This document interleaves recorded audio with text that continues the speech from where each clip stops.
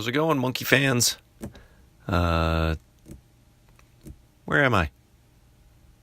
Hello? Oh, there I am. Anyway, I just thought I would throw together yet another video of me drawing.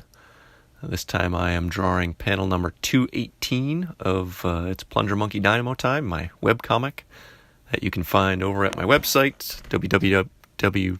Do I need to say the W's? I think I asked this last time, and I'm going with no, I don't. Tobysbrain.com, TOBYS-BRAIN. If I can figure out how to add links to these here videos, then I will do that. So anyway, yeah, Plunger Monkey. For those of you that don't know, and I'm hoping that at this stage of the game, most of you watching this don't know who Plunger Monkey is, because I'm looking to rope in some new fans, get some more eyeballs over to my website, and hopefully start turning a profit on being an artist here. So Plunger Monkey is a character that I randomly came up with how many years ago? I don't know, 1999. I'm going to say right now math is not my strong suit, and given the time frame, I know when that is. I really don't want to think about how long ago that was. I had just graduated college. I had gone to work for a friend of mine in a clothing store in Boston, of all places. And how an introvert like myself wound up working in sales, dealing with the public. I don't know why I thought that was a good idea at the time, but I guess I needed the money. So anyway, I'd gone back to my college, UMass Dartmouth, to visit a couple of friends who were still there finishing up. And one of them had this giant sheet of paper taped to the wall that, people could walk by, leave notes, and draw on. And at this point, I was, burnt out and depressed, having left college, and I wasn't doing anything with art yet, didn't know what I was going to do with my life. Hadn't really even picked up a pencil in months, maybe even have been close to a year at that point. So I showed up, walked over to this big sheet of paper on the wall, and I drew a monkey with a plunger on his head, and put in big, bold comic book letters, Plunger Monkey Dynamo. And then I drew a squid, but that's for another video. So for a time after that, he just became a thing. I started drawing him on random scraps of paper and doing weird things and little sketches. He kind of became an outlet for me. I started putting him in cards that I would make for people for anniversaries, birthdays, graduations, that sort of thing. I started drawing him on the envelopes for the Christmas cards we would send out. He was kind of cathartic for me during a time when I wasn't making much art, especially after I got married and I started making art again, and then we started having kids, and I took about 10 years off from getting in the studio, and I wasn't doing much, but every so often I would draw a Plunger Monkey. And it's been, again, I don't want to think about how long, but I've come to understand what he is to me more and more over the years. And he's kind of a manifestation of some of the crazier parts of my brain. When I was younger and I had less responsibility and fewer obligations, I was a lot goofier.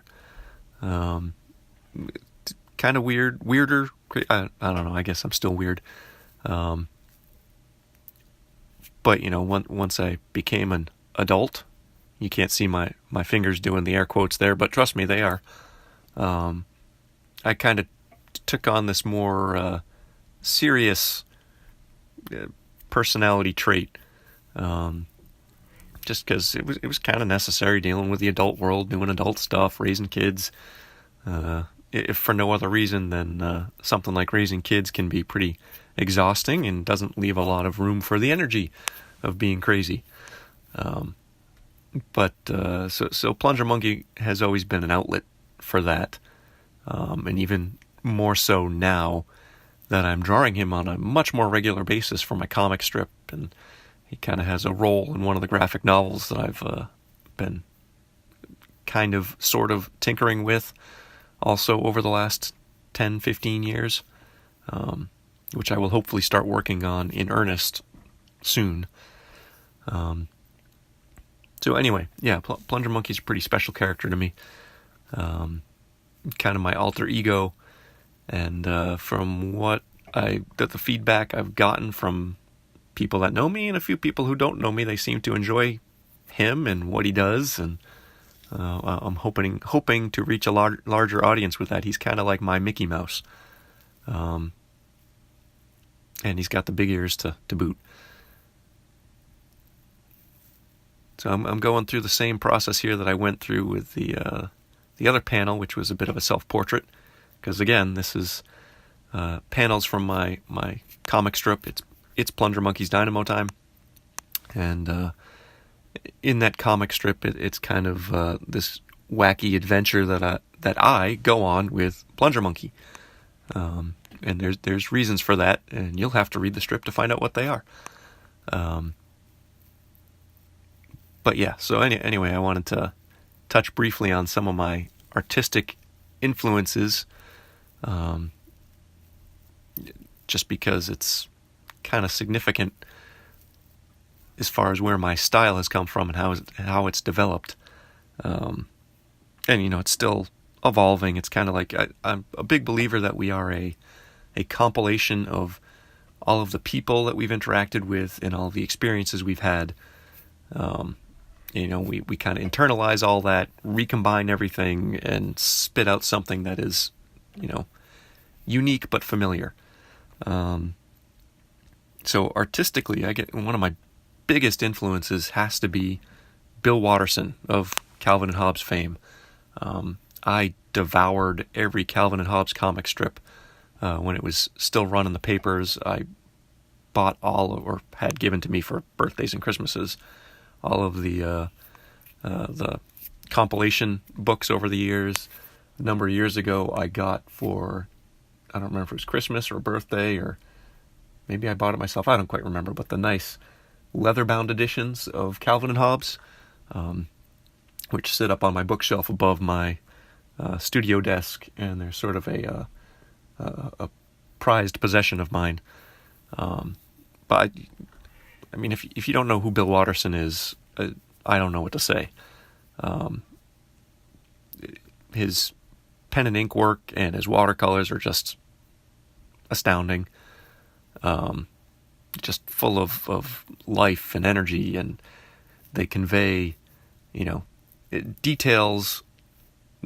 It's one of those weird things where you look at it and you remember details and stuff, and if you go back and you actually study, there's a lot fewer details there.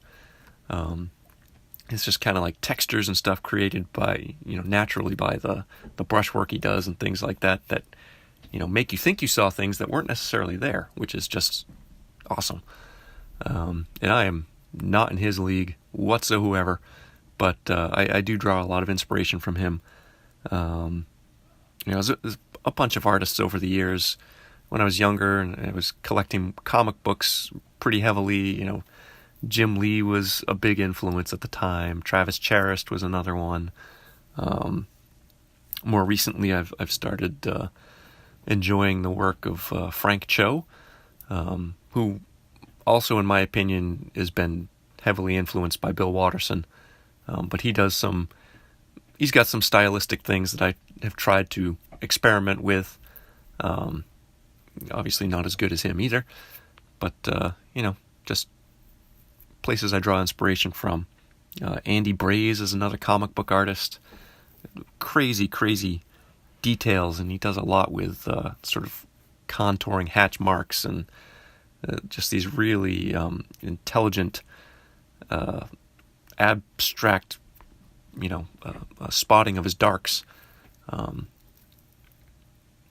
But yeah, like I said, too many inspirations to mention here. At some point, I'll even get into the inspiration and the influence that my dad had as a bit of a young cartoonist himself who went into architecture and is a huge Walt Disney and Mickey Mouse fan. But I'm coming to the end of this video here. So if you watched this whole time, thanks for watching. Stay tuned for my ads, and I'll talk to you later.